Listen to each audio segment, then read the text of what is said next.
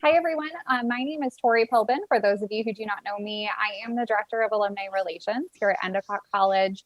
I am also a double gall. I graduated in 2014 and 2015 with my master's. I've been in the alumni office for about 5.5 years, and I have to say that this fall and spring has really pushed us into a virtual setting. So we thank all of you for joining us. We today have a lot of alums on the call, but we have also opened it up to the greater Endicott community. So we do have some students and staff and faculty and a few local community members joining us. So thank you all. And I'm really excited about this event. As we are figuring out how to celebrate Halloween this year, we thought it would be perfect to learn a little bit more about the Salem witch trials. So Liz and Mark have put together a really great presentation for all of you. I'm going to let them formally introduce themselves and tell you a little bit about who they are and how they got started with this. But Dr. Mark Herlihy is currently the Associate Dean of the School of Arts and Sciences and Chair of Humanities at Endicott College. And Liz Metelsky is a Associate Professor of History at Endicott. So I will leave it to them. And like I said, if you have any questions or comments during, you can put those in the chat and we will get to them. Thanks. Great. Thank you, Tori, for that introduction. And thank you all for spending an hour of I guess it's kind of a rainy, dark day today, but thanks for spending an hour of your day today. It's going to go by so fast. So like Tori said, if you have questions while we're talking, please feel free to use the chat function. We're also going to try to make at least the beginning portion a little bit more interactive with some extra bells and whistles, but we'll get to that in a bit. But anyway. Hi, my name is Dr. Liz Metelsky. As Tori said, I'm Associate Professor of American History at Endicott. This is my 5th year at Endicott, and time seems to have just blown by. And I'm Dr. Mark Herlihy, and thank you, Tori, for organizing this event. I've been teaching this course for 20 years. I remember my first semester was fall 2001. It was the week of 9/11, and I was teaching this course among other courses. And before I taught the course, I didn't know a whole lot about the Salem witch trials, even though I grew up in Massachusetts. Like a lot of high school students, I had read The Crucible and The Scarlet Letter, et cetera. So I knew something about Puritanism and something about the Salem witch trials, but The Crucible is not really about the Salem witch trials. Technically, it's more about McCarthyism and the Red Scare. But anyway, when I started learning about the Salem witch trials, I discovered that there was this vast literature. It's really like a cottage industry of books and articles. So academics continue to look at the Salem witch trials. New interpretations emerge every year. And of course, there's a great deal of popular fascination with the Salem witch trials. I'm very interested in how they get commercially exploited. There are some real great efforts to really present the history of the Salem witch trials at museums and in other sites. But it's just been a fascinating event. And the students seem to really like the course. And I always joke, I wish I could say it was because of my teaching. I think it's really the fact that the material is just really rich and interesting. And both Liz and I try to make connections between what happened in 1692 and more recent instances of hysteria and scapegoating, et cetera. So anyway, happy to join you today, and I'll turn it over to Liz to introduce herself. Yeah, and to piggyback off of what Mark said, I really had very little knowledge, background in the Salem witch trials before joining the Endicott community. I grew up in the Midwest, and so it wasn't just something that every single person learned about. So my vantage point actually came through the more 20th century versions of witch hunts and witch scares. So particularly the Hollywood blacklist. And just a couple of years ago, I had the opportunity to help curate an exhibit on the Hollywood blacklist and in Milwaukee, Wisconsin, about First Amendment kinds of things and censorship and just the scapegoating of others. So that's what we attempt to do in our course, is to combine both 1692 as well as more contemporary events, which we'll talk about a little bit more as we get deeper into the presentation. But the first thing that I want to do is I'm going to go ahead and share my screen here.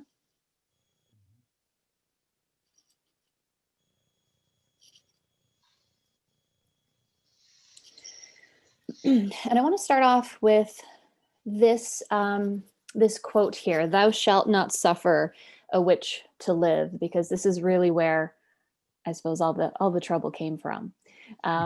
When I talk about the history of early America, I always speak to students about this being the vantage point between three really groups of people. You have the indigenous folks, you have European colonists, as well as enslaved Africans. And all three groups of people had their own ideas about what witches were like. So all three groups had beliefs in witchcraft, which today we tend to think about witches as being synonymous with vampires and werewolves.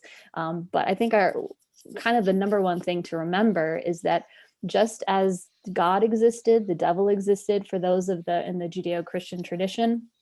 And similarly, all of these three groups of folks believed in witchcraft. If something like my crops died, or a tsunami came, or a hurricane came through, there's no sense of science, there's no sense of meteorology. And so it's always trying to figure out, why did this thing happen? And witchcraft seemed to be a really comfortable paradigm or scapegoat. So I want to hear from you in a kind of way. And so if you go to the chat function, I've put a link as well as an event code. And actually I'll put kind of an easier link there as well. So slido.com, and then the event code 97584. And this is going to take you to a kind of polling page. Oops, I don't want to do that just yet. You want to repeat the code again? Yep, right in the chat, 97584. That's your event code. Mm-hmm.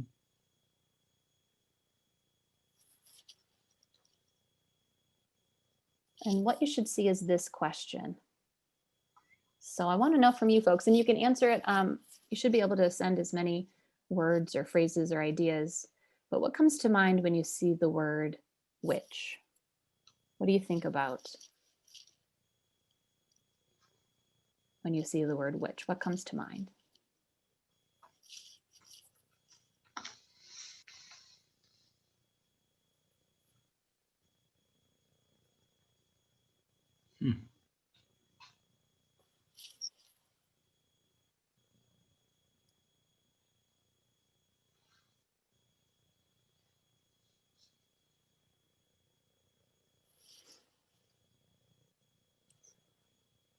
Here's our word cloud. We're going to start to see some commonalities here. Magic. I'm seeing the pointy black hat. Mm-hmm. Woman, spells. Salem, evil. I like the Sanderson sisters in there.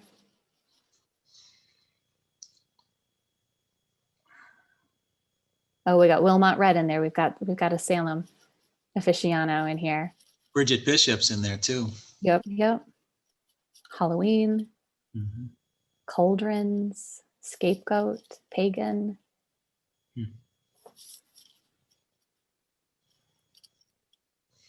Great. And you can keep contributing to this. I'm going to, just for the sake of time, keep us moving forward. But certainly some of these images are things that you probably thought about. Sanderson sisters, right, with Hocus Pocus.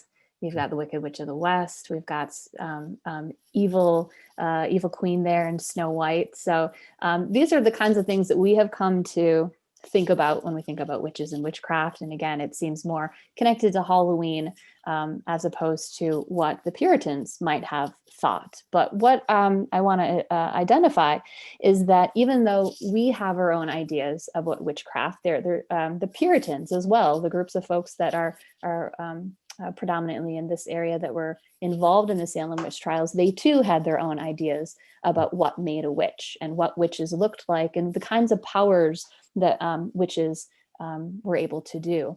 And the big connection here, the major way in which witches for Puritans or for the English in general differed for Christians in general is the connection to the devil. And you can see in a lot of these different wood cuttings this connection to demology or to Satan, whereas indigenous folks and enslaved Africans didn't necessarily have that connection, that one could be a good witch, like in The Wizard of Oz, as well as a bad witch. But for the Puritans, witches were the handmaidens of the devil and could only do evil. Oh, let's do one more Slido. And this is going to talk about the Salem witch trials more in general. And I want to know from you all, let me do a couple here. So the first question I'm going to ask here is, how many accused witches were executed during the Salem witch trials? And just for consistency, if everyone can use Roman numerals in your response. So how many accused witches were executed during the Salem witch trials?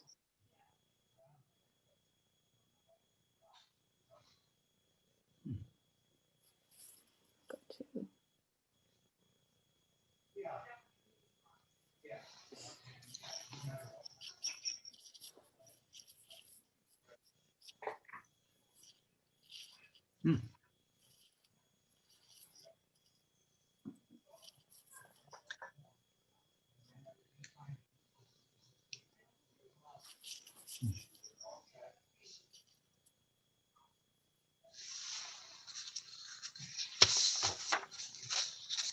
They seem to have some growing consensus here with 20,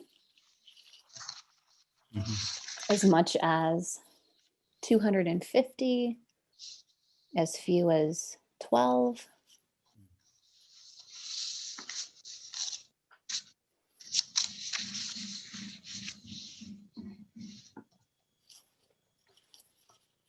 And this is one thing I think that really surprises students when we think about the scope and how large the Salem witch trials is, that we have an entire course at Endicott dedicated to this topic. This is something kind of in all of the textbooks.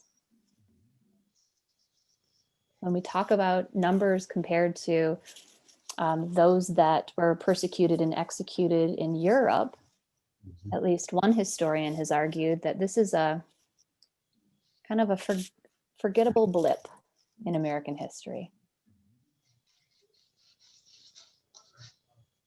I'm sure you're all dying to know the correct answer. The correct answer, if we talk about how many were formally executed as a witch, the number is 19.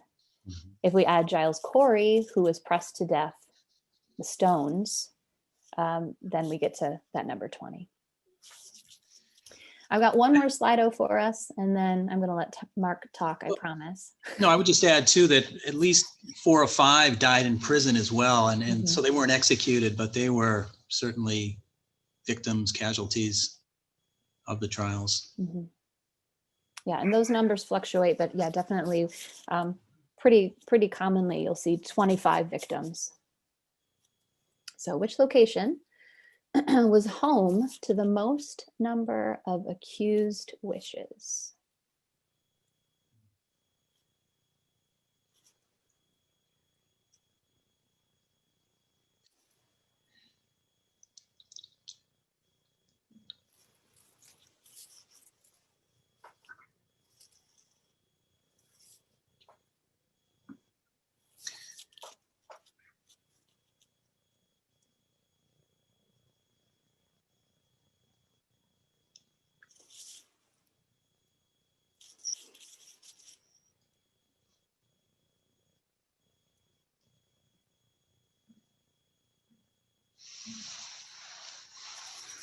So the correct answer is actually Andover, Massachusetts. So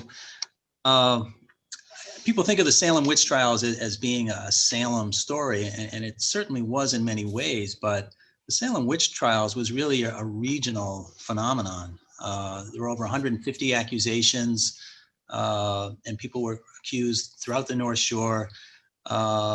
Even former residents of Salem who had gone to Maine, like George Burroughs was accused. It was a real regional phenomenon. I think people think of the Salem witch trials as being a Salem story because the city of Salem has really kind of run with this, right? And they offer attractions. They publicly present the history of the Salem witch trials, but of course they also offer, a lot of kitschy kind of pop culture experiences that have very little or no relation to the Salem witch trials. So we think of the Salem witch trials as a Salem story, but it's really kind of misleading. In fact, it would be more accurate to refer to the Salem Village witch trials. The most important events occurred not in Salem, but in Salem Village, which in 1692 was Danvers, Massachusetts, or it later became, Danvers was Salem Village in 1692. It was there that the most important events happened. The initial outbreak of the Salem witch trials, the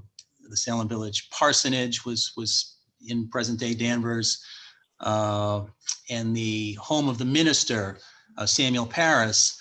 That's kind of the ground zero of the Salem witch trials. We'll look at a slide later. We'll actually show you the excavated foundation of that parsonage. But it was when his daughter and his niece started exhibiting symptoms of possession that really was the start of the Salem witch trials. And their enslaved woman, Tituba, played a very important role in the Salem witch trials. She lived on the parsonage. There's an image of her on the right. So it's misleading to refer to the Salem witch trials. It's really a much broader story. So. In fact, Mary Beth Norton, who wrote a really influential book in 2002 called In the Double Snare, says that it would probably be more appropriate if we referred to it as the Essex County witch trials, although it doesn't quite roll off the tongue as nicely as the Salem witch trials. But yeah, to speak to what Mark was saying here with, the location. So here's a map by W.P. Upham from 1866, and the dark around here, this border is going to show you where Salem Village was located. And obviously we've got the town of Salem over here, Beverly, the Ryle side, Lynn, Reading, and Andover.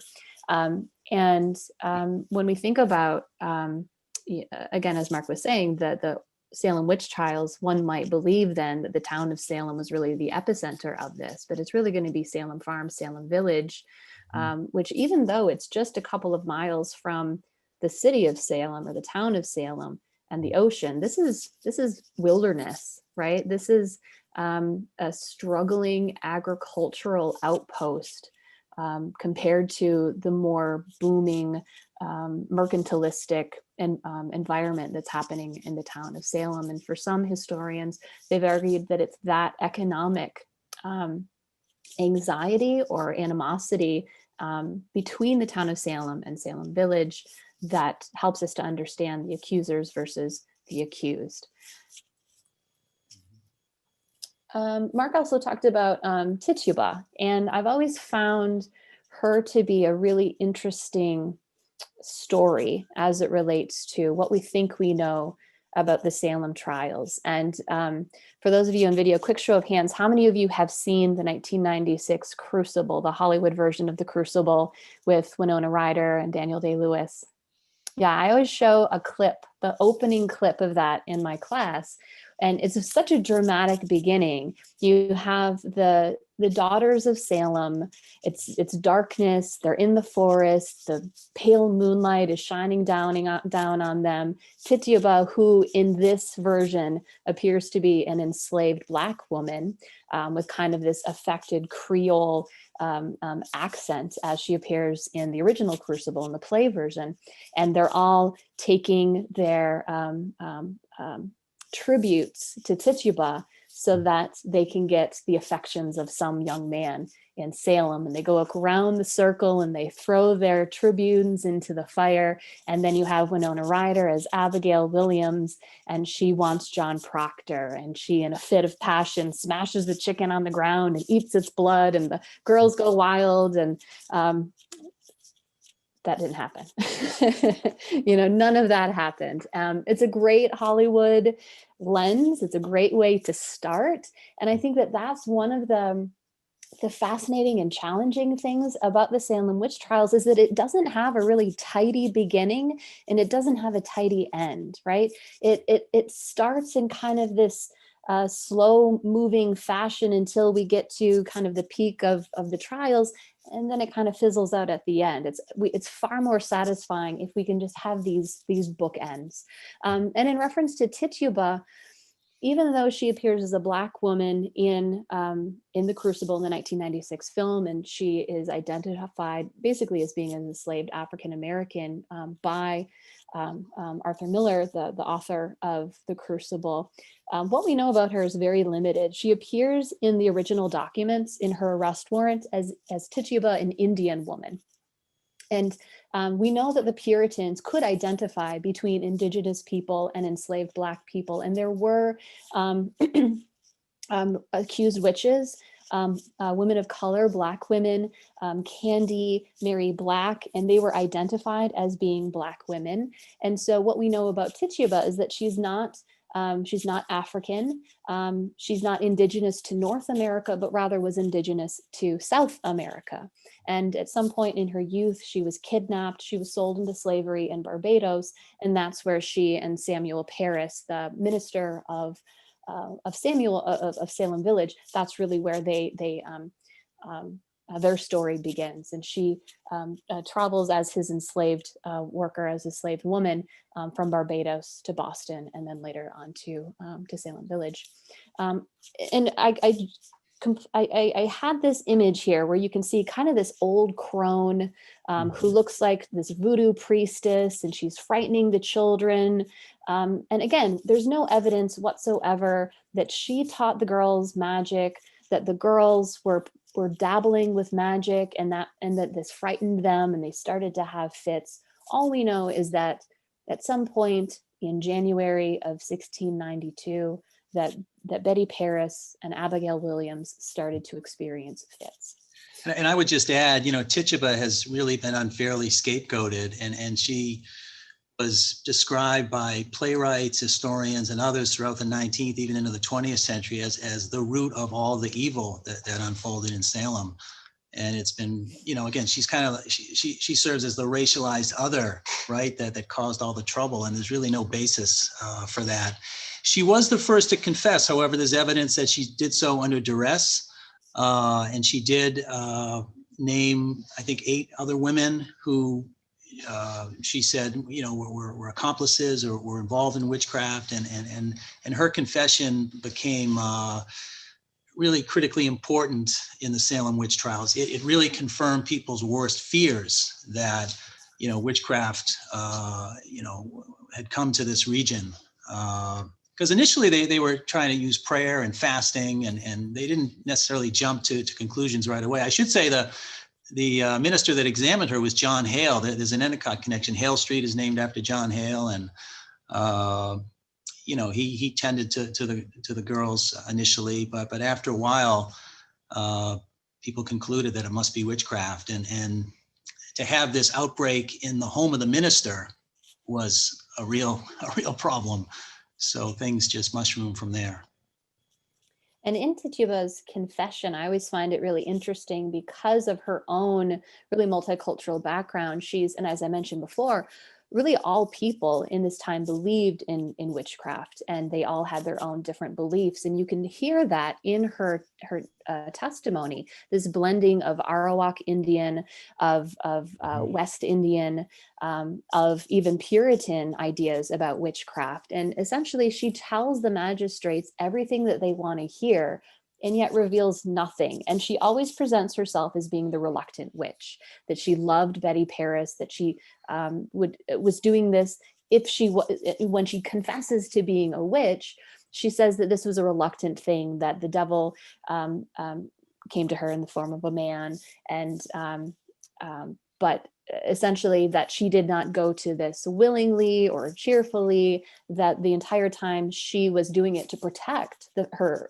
family, or her extended family here, that to whom she was enslaved. Mark, do you want to talk a little bit about, we can talk next about kind of the uniqueness of the trials, or what sets them apart, because Salem was definitely not, and I think this is another misconception a lot of our students have, or folks in general have, is that the only witch trials to ever occur in North America, or even in the colonies, was in Salem, and that's why we remember them. But certainly that's not the case. Yeah, I mean, I think there were only 32 documented cases of witchcraft, or 32 executions in the American colonies. So Salem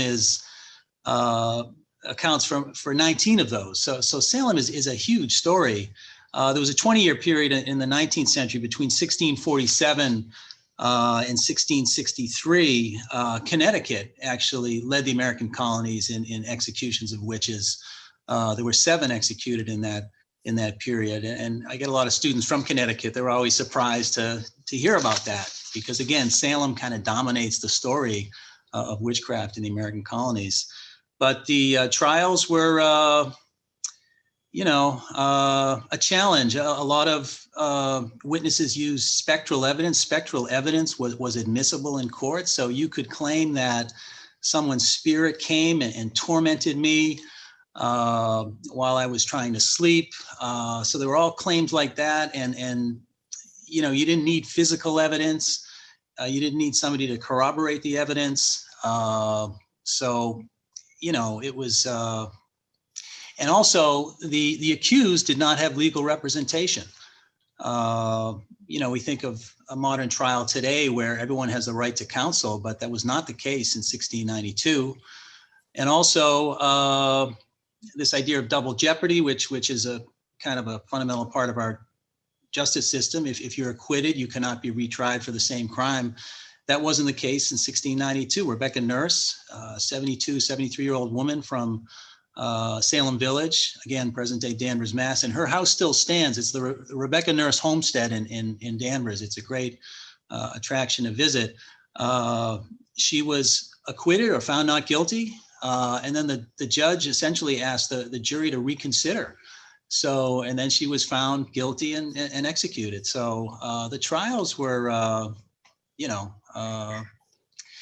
the defendants did not have much of a chance in some cases. And a lot of them confessed because it became clear that if you did confess, your life would be spared, because the officials wanted confessed witches to name other names. And of course, that dynamic is really apparent during the 1950s and during the the McCarthy era communist witch hunts. Right? The idea of naming names, that was a way to kind of purge yourself and rehabilitate yourself and signal to the officials that you were on the right side of the issue, et cetera. So, but some who were accused and eventually executed, they refused to, confess to something that they didn't do. And the Crucible, while it takes so many liberties with history, that final scene with, John Proctor, he's given the chance to sign a document saying that he confessed and that he's sorry for what he did, et cetera. He refuses to sign that. And he says, it's my name, it's my name. In other words, he just refuses to sign on to this. And a lot of people talk about those who are executed as being incredibly courageous for sticking to their principles and not giving in to the pressure of the courts in that moment. So anyway. Yeah, and when you read the transcripts, you definitely, as Mark said, get the sense that the way that we think about courts today, that is not what was happening in those courtrooms. There's no presumed innocence, right? They're asking them leading questions. Why do you torment these children? Why have you made a coven with the devil? Why are you doing this?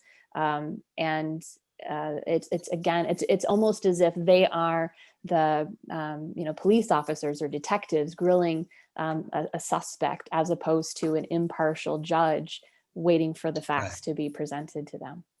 Mm-hmm. And when you think about, one of the other ways I think that Salem is unique is, you see that then in the sheer numbers, upwards to maybe 200 individuals were accused of witchcraft. And again, we've got 25 victims. That's a really large number of accused, as well as those that died. If we look at other kinds of witch trials in Boston in 1689, or even in Stamford, Connecticut, also in 1692, kind of the other 1692 case, the magistrates were far more conservative. They were really tentative. They took a slow approach because it was really hard to prove that someone was a witch. This is a capital crime. This is something you're going to be executed for. And so you need to have two independent witnesses. And if no one saw you signing your name in the devil's book, you need a confession. And then you also need some kind of witness testimony. And so Salem becomes unique because they allow the testimony, the spectral evidence, like Mark said, they allow the testimony of these young girls who typically would have been voiceless, who would have been powerless. They would have no legal voice as other women under English common law of coverture. So it's really hard to get a persecution to say that this person is, yes, in fact, guilty. And in fact, when a woman in Boston was accused of witchcraft in 1689, Goody Glover, she names names, and Cotton Mather says, don't trust the words of a confessed witch. And when the afflicted children start to name other names besides Goody Glover, Cotton Mather says, don't listen to the words of afflicted children. And that always just makes my brain explode, that if only that voice of reason had been present in Salem in 1692, we would have had a completely different outcome. I think another thing that surprises students is that we're really just talking about 1692. The events bleed into 1693 because there are several folks still in prison. Largely the Andover cases were still in prison, and they needed to have their day in court. But really by September of October of 1692, the accusations had died down. The special court of Oyez and Termine, which the governor, Sir William Phipps, had set up, had come to an end because public sentiment largely turned against the trials. And most often you'll hear things like, as far as why the trials ended, is that more prominent folks like Cotton Mather or Sir William Phipps's wife had been accused of witchcraft. And, once they kind of trickle up the social ladder too much, then, that's where we got to press the brakes. But I think just in general, public sentiment was starting to turn against the trials. And I think you could see that really immediately when the city of Salem in 1697 has a day of fasting, a day of repentance, that they really recognize that mistakes had been made. And even though that day of repentance wasn't just about the Salem witch trials, it is unique, again, that you have a body of people, really prominent ministers and judges and leaders in the community saying, we made a mistake and we need to ask God for forgiveness.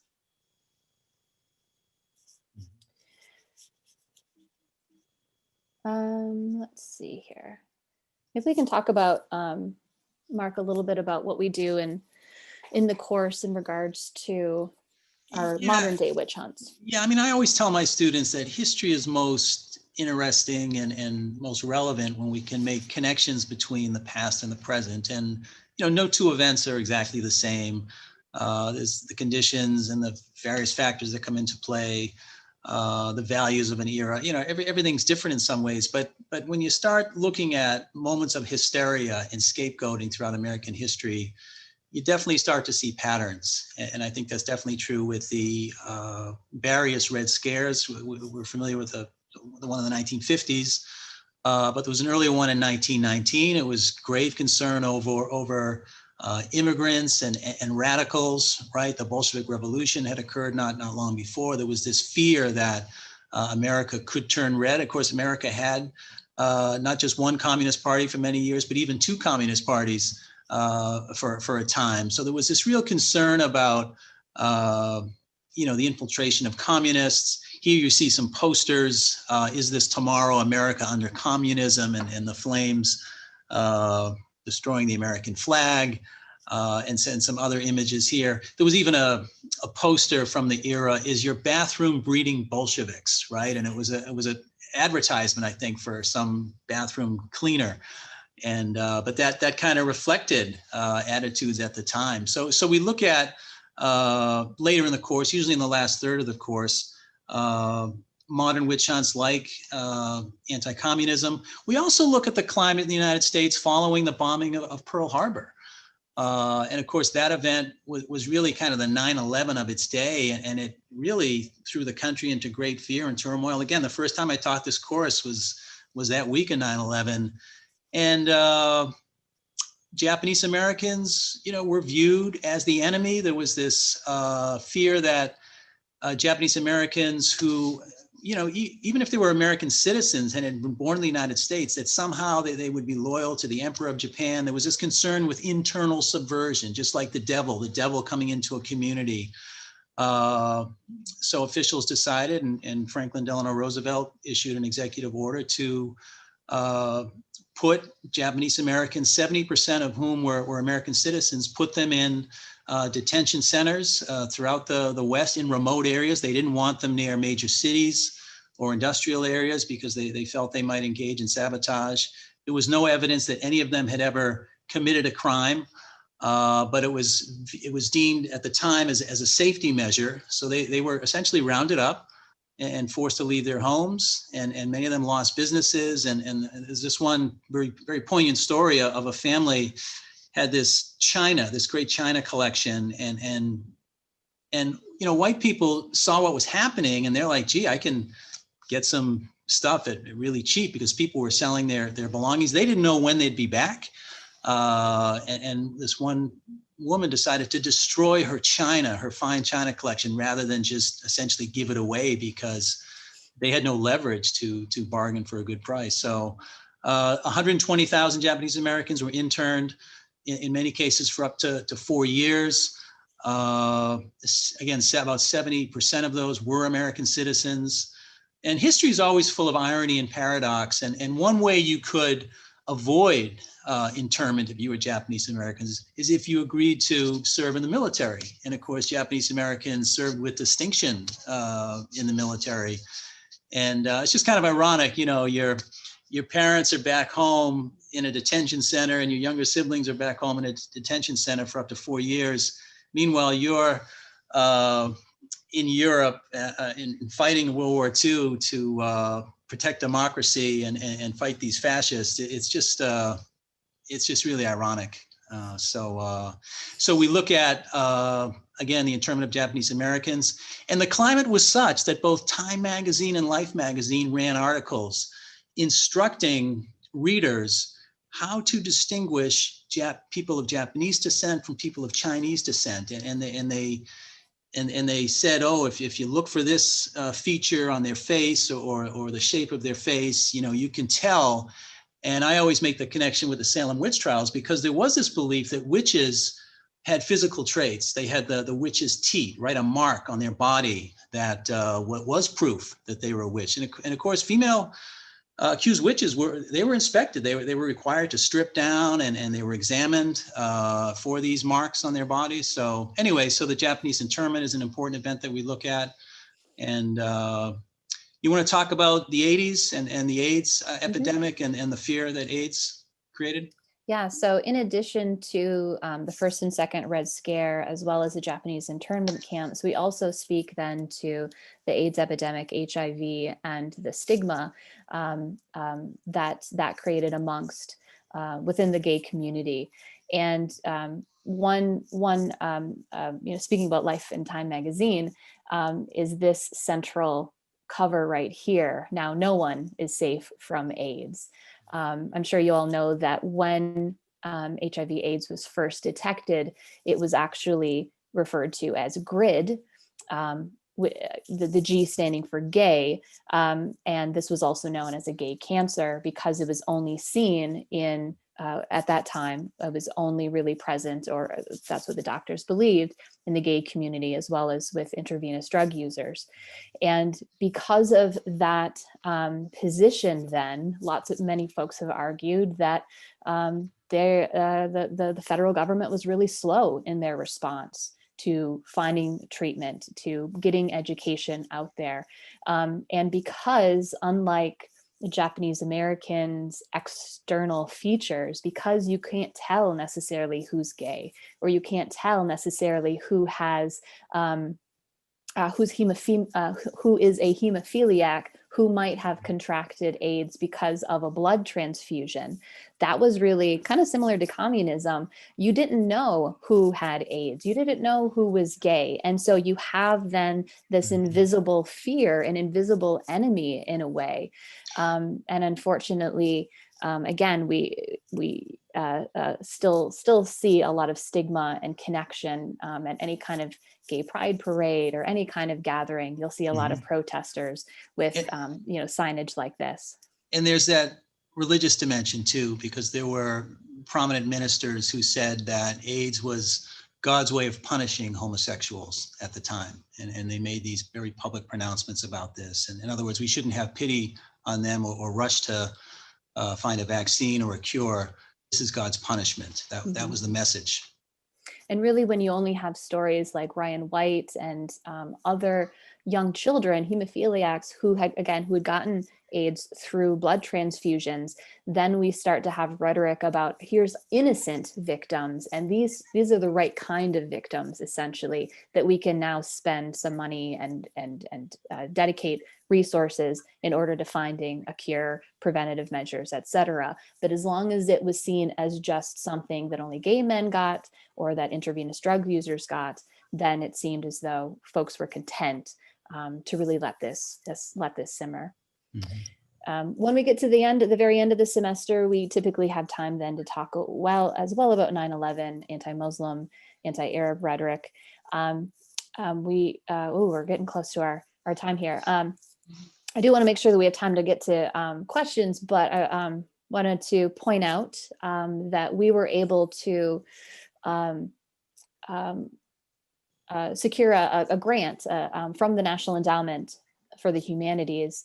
It had to be postponed this past summer for pretty obvious reasons, but we're hoping that we'll be able to at least host a virtual seminar. And this is something for middle school and high school educators. We would bring, typically in a regular scenario, we would bring 16 of these folks to campus for 3 weeks.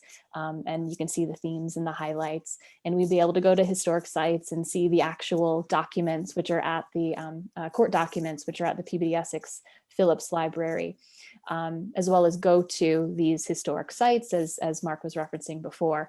And I saw in the chat a couple of questions about, does Danvers have any kind of memorials? And they do have a memorial that was erected in 1992, similar to how the city of Salem had their own in 1992. But on the left here, you can see the Rebecca Nurse homestead. And then on the right is the excavation of the Salem Village parsonage.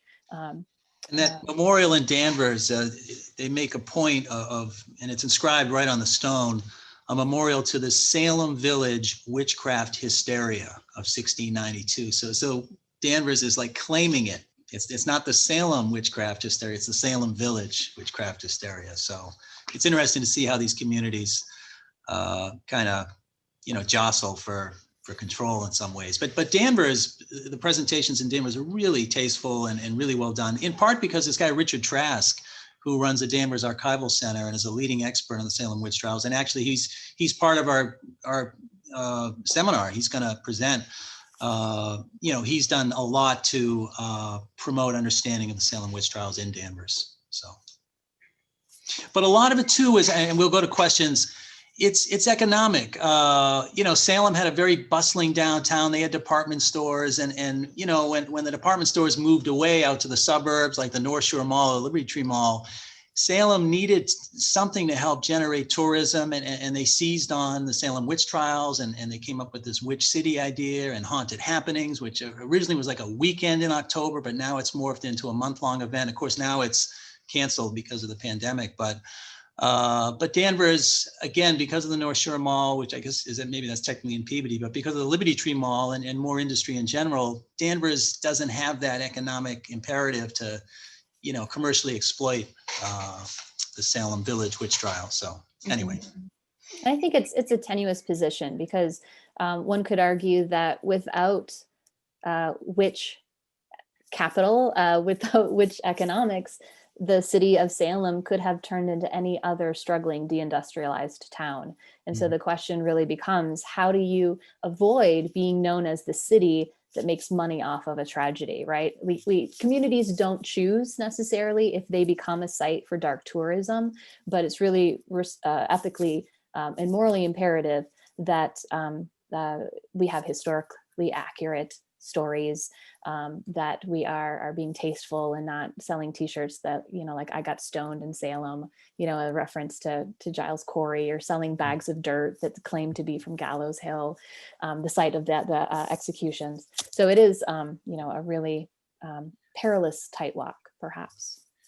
But Michelle, I was going to say, Michelle Campbell just sent a chat noting that the PBD Essex Museum is currently hosting a really nice exhibit on the Salem witch trials. I haven't made it over there to see it, but I'm sure it's well done. And they're part of our seminar as well. They actually offered to bring original trial records to Endicott to have us examine along with the participants in the seminar. But we agreed we were going to do it in Salem, find space in Salem at the PBD Essex Museum. But anyway, that exhibit I'm sure is great.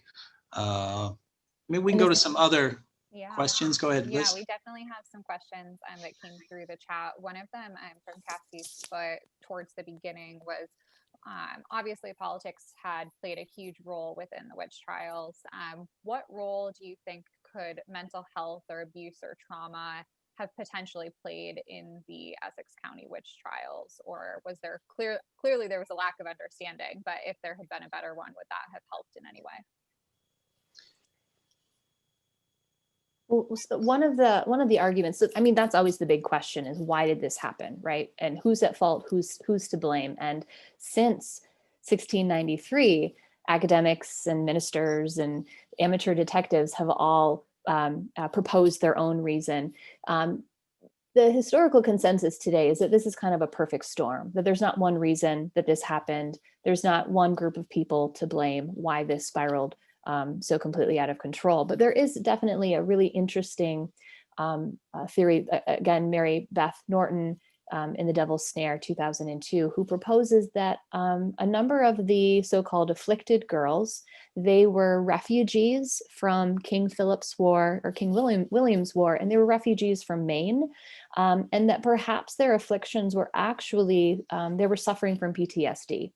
The trauma of these, the Indian Wars, the loss of their family and loved ones, and King Philip's War and King William's War, really the bloodiest and the most violent wars, certainly up to that date. And chances are you knew someone very, very well that had been a victim of those conflicts. So that's, in regards to kind of mental health, that's one prominent theory, is that so many refugees had come into Salem Village, and that a lot of them might have been suffering from PTSD. And go ahead, no, Melody, question? I was going to ask the next question, but please feel free to add on, Mark. I don't want to interrupt you. Well, I was just going to say that, the hysteria was real. I mean, and it's hard to imagine now, but there was this sense that the devil's presence was almost palpable. So when people start confessing and people start thinking the devil is amongst us, this was incredibly frightening, and it divided families. Husbands accused wives, daughters accused mothers, right? And people saw what was happening. The trials took on a certain momentum. People saw that people were being accused. Many were being acquitted, but others were being executed, and people were very afraid. And so they would say anything just to save their own lives in some cases. And there was some boredom too. One of the young girls admitted at one point, well, we did it for sport. And Liz mentioned how young girls at this time, and you hear this expression, they should be seen and not heard. I mean, there was some truth to that, right? Young children in general didn't have much agency. They were like extra hands at the farm or doing chores at the house. So these young girls were given this power in some ways. And some historians have said, well, gee, maybe we should have taken a closer look at things. Maybe we should have, put a little pressure on them and instead of taking them at their word, maybe turn the tables a bit. That might have helped matters, and things might not have escalated the way they did. But so I think boredom and hysteria and this PTSD, some of those people involved in the Salem witch trials had witnessed atrocities during retaliatory massacres by Indians on colonists. And to add to that, I think that the hysteria piece, this is this is a tough world in which they live, and there's a lot of anxiety about the future, and particularly the future of their souls. So the Puritans are Calvinists. They believe in predestination, which says that regardless of what you do on this earth, you are going to be damned or saved, and there's nothing you can do. That God, even before you were born, had made that decision.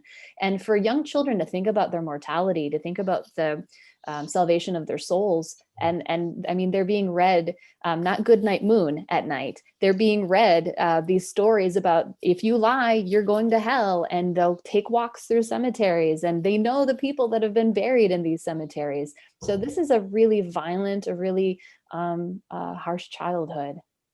Thank you so much. And we do have a good amount of other questions, so I do just want to get to the next one. One that came through privately to me was, what years were the 19 to 25 people killed? Was that over the course of a year or more or less time? What's that time frame and how that happened? It's just 1692. Yep. That's all we're talking about here. The first execution is Bridget Bishop, and that's in June, I believe. And then the last will be October, September. I mean, this is a short, very short period of I think time. October might have been the last one. Mm-hmm. There were more folks waiting in jail, but there were no executions in 1693. Thank you.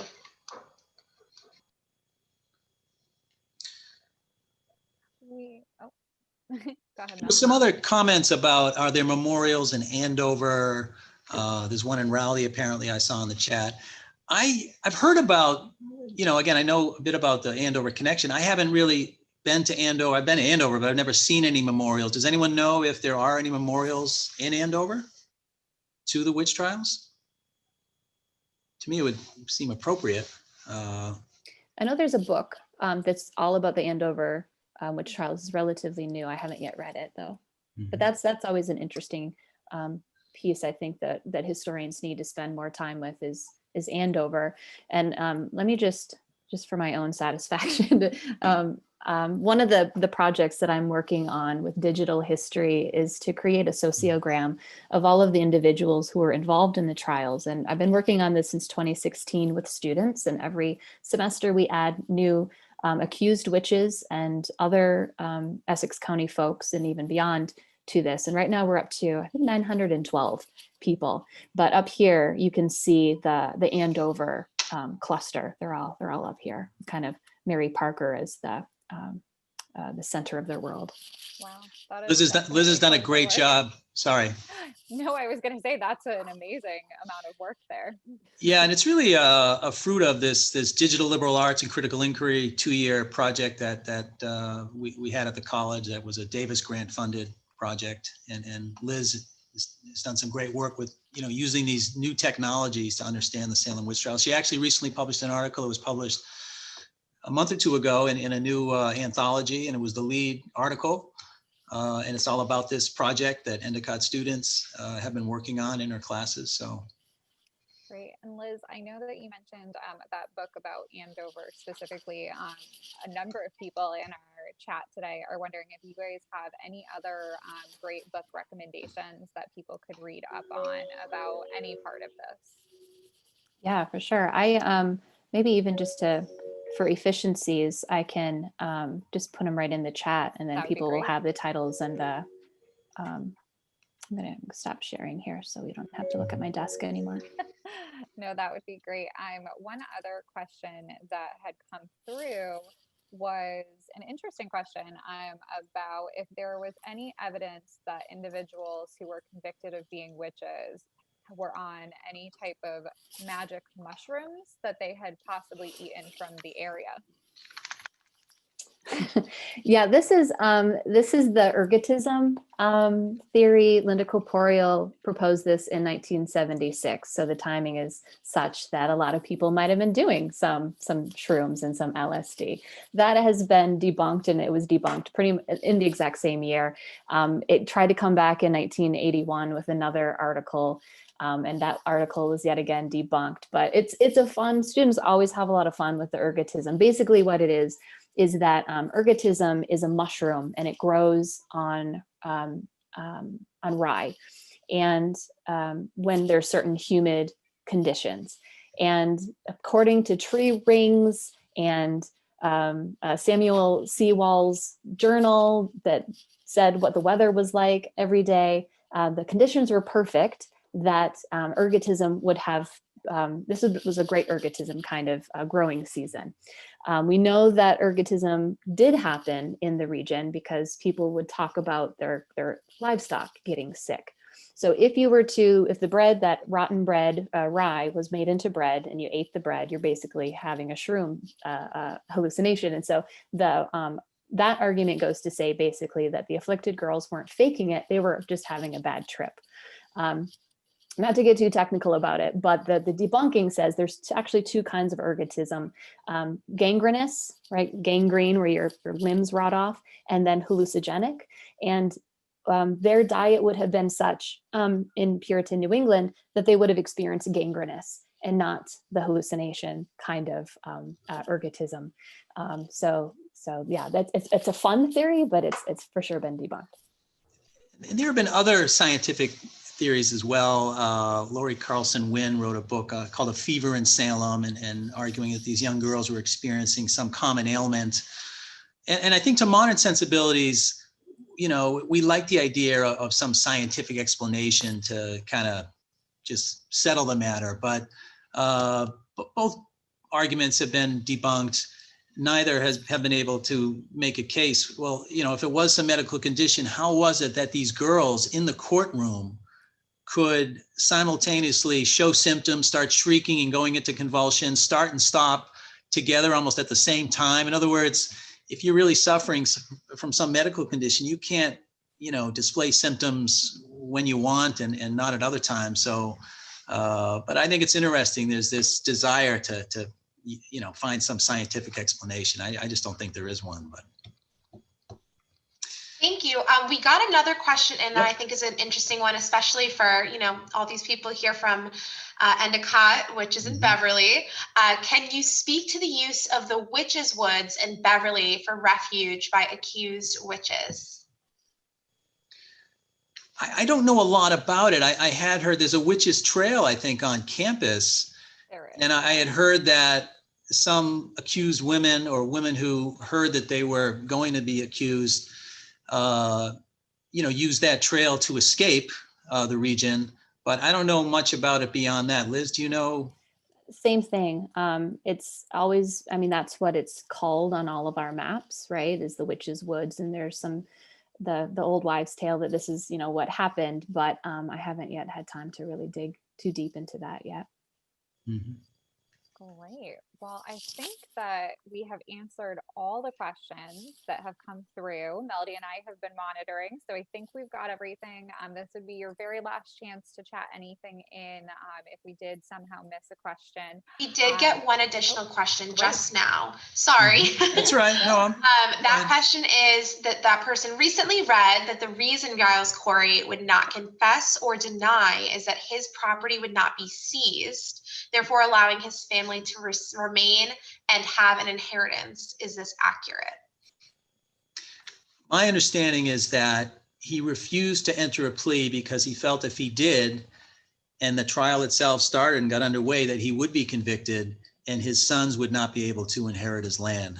The state would appropriate people's property if they were convicted of a crime. That's my understanding. Liz, you have a... That's the same, yeah. That's the same, yeah.